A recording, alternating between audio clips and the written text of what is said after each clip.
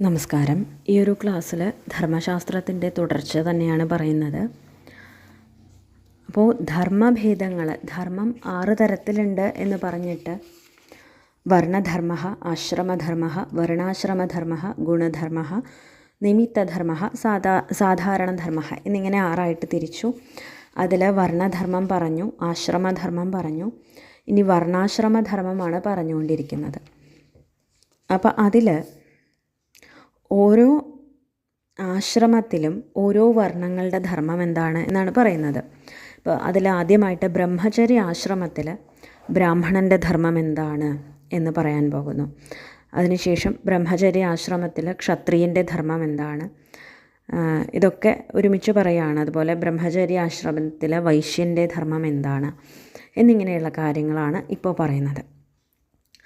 ബ്രഹ്മചര്യാശ്രമേ വർണ്ണാനാം ധർമ്മ.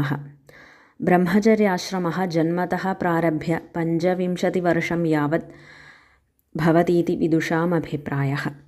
അസ്മിന്നേവാശ്രമേ ഗൃഹസ്ഥാശ്രമസ്യ ശിക്ഷാ ദീയത്തെ സ്മ.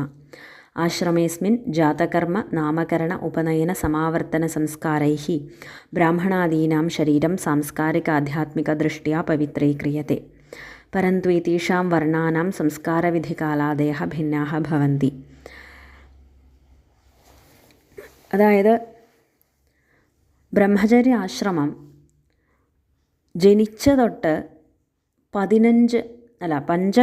25 വയസ്സ് വരെയാണ് എന്നാണ് വിദ്വാൻമാർ പറയുന്നത്.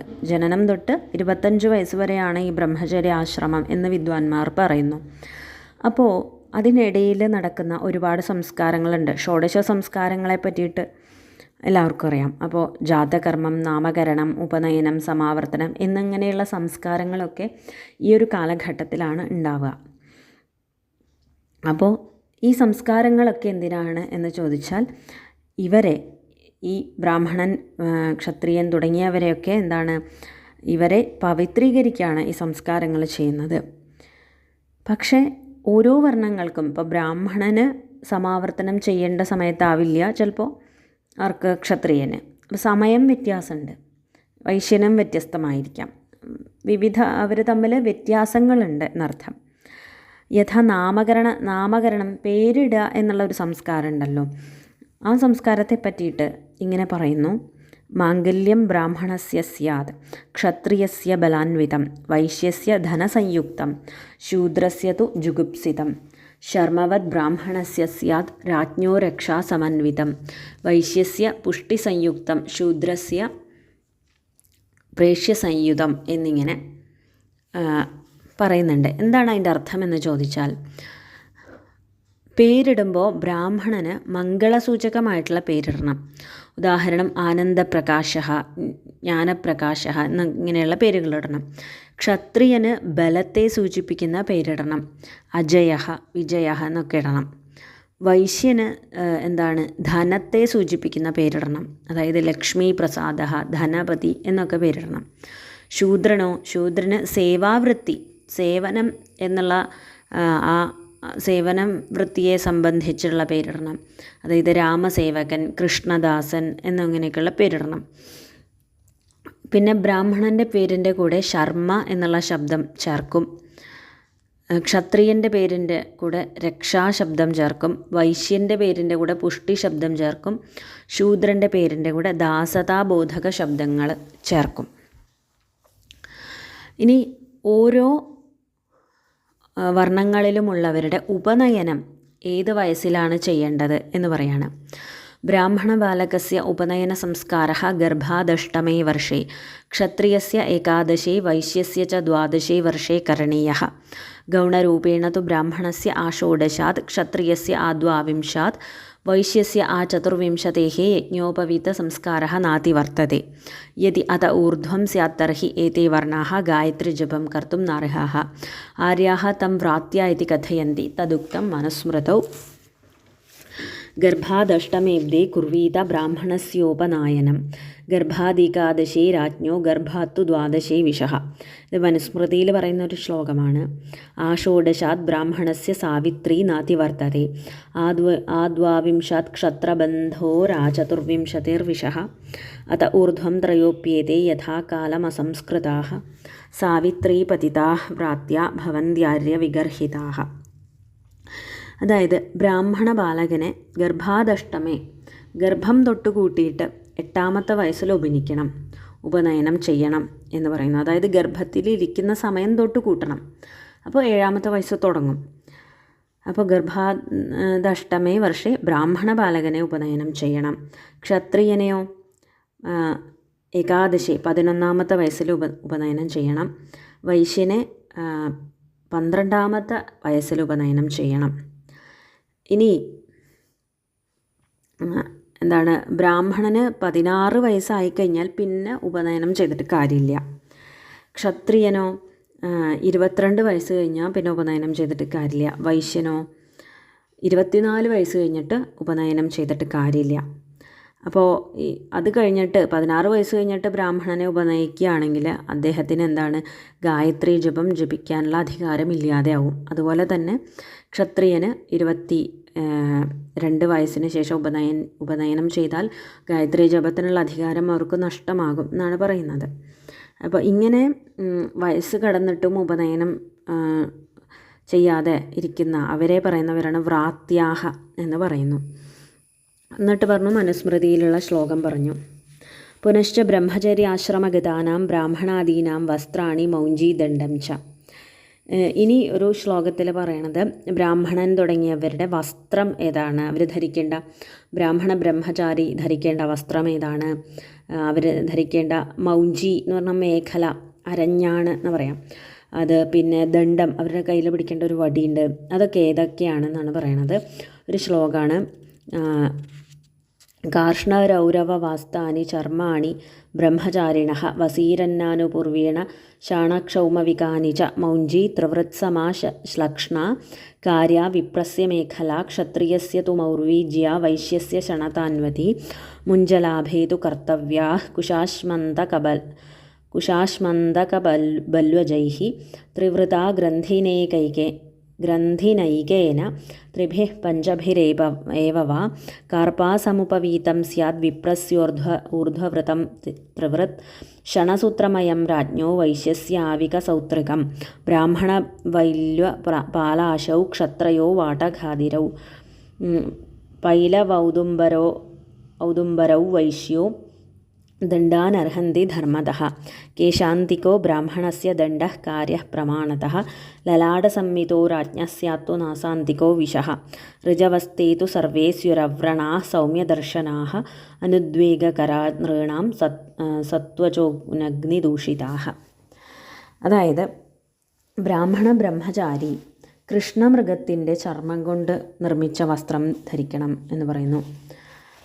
ക്ഷത്രിയ ബ്രഹ്മചാരി ഒരു പ്രത്യേകതരം മാനാണ് രുരു എന്ന് പറയുന്ന മൃഗം. ആ രുരു മൃഗത്തിൻ്റെ ചർമ്മം കൊണ്ട് നിർമ്മിച്ച വസ്ത്രം ധരിക്കണം.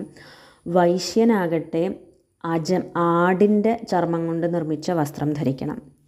ഇനി ബ്രാഹ്മണൻ്റെ മൗഞ്ചി അഥവാ മേഖല അഥവാ ഈ അരയിലിടുന്ന അരഞ്ഞാണ്, അത് ത്രിവൃത് സമ ആയിരിക്കണം. അതായത് 3 ഇഴകളുള്ളതായിരിക്കണം. സ്പർശനം ചെയ്യുമ്പോൾ സുഖമായിട്ട് ഉള്ളതായിരിക്കണം, സോഫ്റ്റായിട്ടിരിക്കണം എന്നർത്ഥം. ഇനി ക്ഷത്രിയൻ്റെ ഈ മൗഞ്ചി എന്താണ്, മൂർവ എന്ന പുല്ലുകൊണ്ട് നിർമ്മിച്ച മൂർവ എന്ന പുല്ലുകൊണ്ട് നിർമ്മിച്ചതായിരിക്കണം. അത് എങ്ങനെയായിരിക്കണം, വില്ലിൻ്റെ ഞാൺ പോലെ ശക്തമായിട്ടിരിക്കണം. ഇനി വൈശ്യൻ്റെ മൗഞ്ചി ഷണജന്യ സൂത്രമയി, അതായത് എന്താ പറയുക, ചണത്തിൻ്റെ നാരുകൾ കൊണ്ടുണ്ടാക്കിയതായിരിക്കണം. ഇനി ബ്രാഹ്മണസ്യ യജ്ഞോപവീതം, ഇനി ബ്രാഹ്മണൻ്റെ പൂണുനൂല് എങ്ങനെ ഇരിക്കണം, കാർപ്പാസസൂത്രം നിർമ്മിതം, പരുത്തി നൂല് കൊണ്ട് നിർമ്മിച്ചതായിരിക്കണം. ദക്ഷിണാവർത്തിതമായിരിക്കണം, വലത്തോട്ട് പിരിച്ചതായിരിക്കണം. ഈ ക്ഷത്രിയൻ്റെ എന്താണ്, ക്ഷത്രിയൻ്റെ പൂണൂല് ക്ഷണസൂത്രമയം, ചണനൂല് കൊണ്ടുണ്ടാക്കിയതായിരിക്കണം. വൈശ്യൻ്റെയോ മേഷലോമ നിർമ്മിതം, ആട്ടിൻ രോമം കൊണ്ടുണ്ടാക്കിയതായിരിക്കണം. ഇനി ബ്രാഹ്മണൻ്റെ കയ്യിലുള്ള ദണ്ട്, വടി, ബൈല്വദണ്ഡ, അതായത് കൂവളത്തിൻ്റെ വടിയായിരിക്കണം, അല്ലെങ്കിൽ പ്ലാശിൻ്റെ വടിയായിരിക്കണം. ഇനി ക്ഷത്രിയൻ ബ്രഹ്മചാരിയുടെ കയ്യിലോ പേരാലിൻ്റെ വടിയാവാം, അല്ലെങ്കിൽ കരിങ്ങാലിയുടെ വടിയാവാം. വടഖാതിരൗ എന്നാണ് പറഞ്ഞത്. ഇനി വൈശ്യൻ്റെയോ പീലു വൃക്ഷ ഔദുംബര വൃക്ഷദണ്ഡവും, പീലു എന്ന് പറയുന്നത് ഒരു കാട്ടുചെടി, അതിൻ്റെ ദണ്ടായിരിക്കണം, അല്ലെങ്കിൽ ഔദുംബരം എന്ന് പറഞ്ഞാൽ അത്തിമരത്തിൻ്റെ ദണ്ടായിരിക്കണം.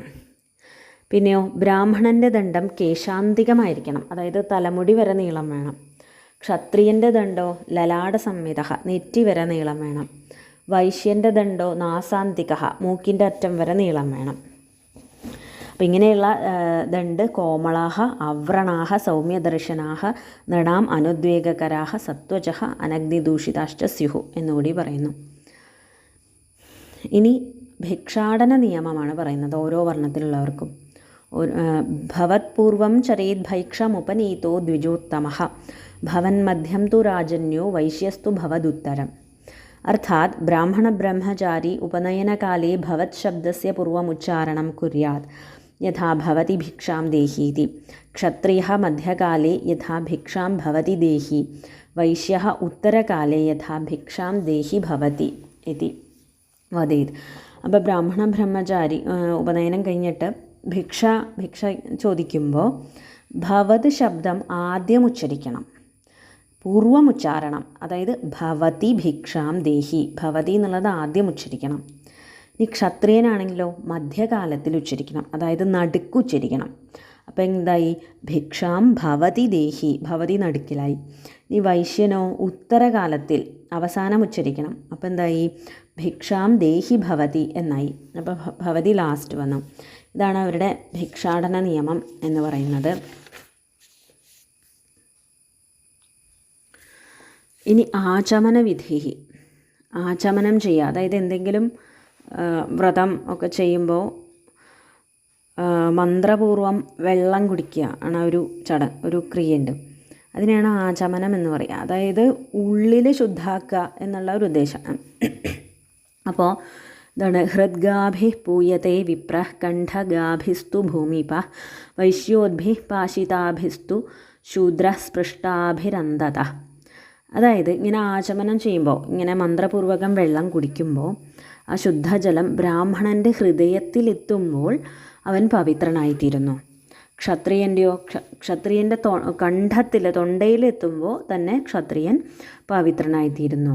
വൈശ്യൻ്റെ മുഖം, അതായത് വായിൽ ഒഴിക്കുമ്പോൾ തന്നെ എന്താണ്? അവൻ പവിത്രനായിത്തീരുന്നു. ഇതാണ് ആചമന വിധി. ഇനി കേശാന്ത സംസ്കാര, മുടി, തല എന്ന് പറയുക, മുടി വെട്ടുക, മുടി മുഴുവൻ കളയുക എന്നുള്ളത്. അത് എപ്പോഴാണ് ചെയ്യാന്ന് ചോദിച്ചാൽ കേശാന്ത ഷോഡശേ വർഷേ ബ്രാഹ്മണസ്യ വിധീയത്തെ രാജന്യബന്ധോർ ദ്വാവിംശേ വൈശ്യസ്യ ഹ്യധികേ മതഃ. അതായത് 16-ാം വയസ്സിലെ ബ്രാഹ്മണനെയും 22-ാം വയസ്സിലെ ക്ഷത്രിയനും 24-ാം വയസ്സിലെ വൈശ്യനും എന്താണ് കേശാന്ത സംസ്കാരം ചെയ്യണം എന്ന് പറയുന്നു. അപ്പോൾ ഈ പ്രകാരത്തിൽ ബ്രാഹ്മണ ക്ഷത്രിയ വൈശ്യ വർണ്ണത്തിലുള്ള ബ്രഹ്മചാരികൾ ബ്രഹ്മചര്യാശ്രമത്തിൽ ഗുരുകുലത്തിൽ താമസിച്ചിട്ട് ഗുരുശുശ്രൂഷയെല്ലാം ചെയ്ത് മധു, മാംസം, ഗന്ധം, മാല്യം തുടങ്ങിയ അവയെല്ലാം ഉപേക്ഷിച്ച് ത്യാഗബുദ്ധിയോടുകൂടി എന്നും സന്ധ്യയെ ഉപാസിച്ച് വിദ്യയെ അഭ്യസിച്ച് ജീവിതം നയിക്കണം. ശൂദ്രന്മാർക്കാകട്ടെ ഇങ്ങനെ ആശ്രമപ്രവേശമില്ല, ബ്രഹ്മചര്യാശ്രമത്തിലേക്ക് പ്രവേശിക്കുക എന്നുള്ളതില്ല. അപ്പോൾ ബ്രാഹ്മണന്മാർ വേദം അഭ്യസിക്കും, അതുപോലെ ഈ ബ്രഹ്മചര്യാശ്രമത്തിൽ വേദം അഭ്യസിക്കും, യജ്ഞങ്ങളുടെ അഭ്യാസം ചെയ്യും, യജ്ഞങ്ങളെ പഠിക്കും, യാഗമൊക്കെ എങ്ങനെയാണ് ചെയ്യേണ്ടത് പഠിക്കും. ക്ഷത്രിയന്മാരോ അവർ യുദ്ധവിദ്യയും കൂടി പഠിക്കും. വൈശ്യന്മാരോ അവർ വാണിജ്യവിദ്യയും ശില്പവിദ്യയും കൂടി പഠിക്കും. ഇപ്പം ഇങ്ങനെയാണ് ബ്രഹ്മചര്യാശ്രമത്തിൽ ബ്രാഹ്മണ ക്ഷത്രിയ വൈശ്യ വർണ്ണങ്ങളുടെ നിയമങ്ങൾ സാമാന്യമായിട്ട് ഇങ്ങനെയാണ് പറയുന്നത്. നമസ്കാരം.